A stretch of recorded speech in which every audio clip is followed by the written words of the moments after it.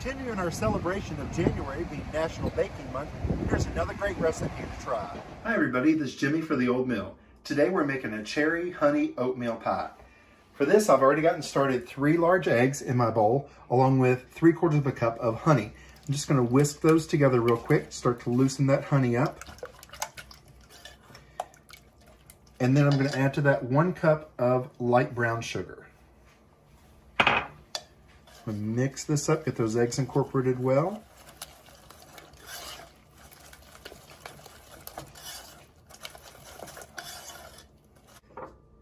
To that, I'm going to add 2 tablespoons of plain flour, 1/4 teaspoon of salt, and 1/4 teaspoon of cinnamon.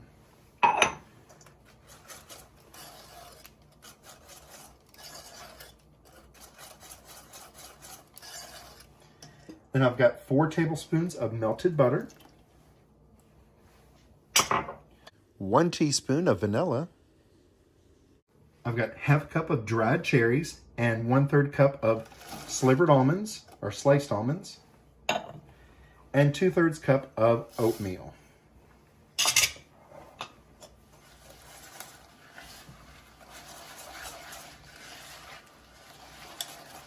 Get all that incorporated.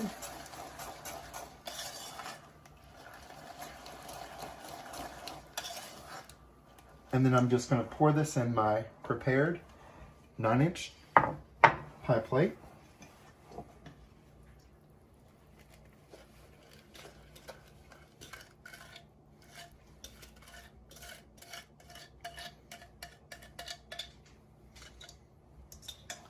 And we're going to bake this at 350 for 45 to 50 minutes. It's been 45 minutes. Let's go ahead and take our pie out of the oven.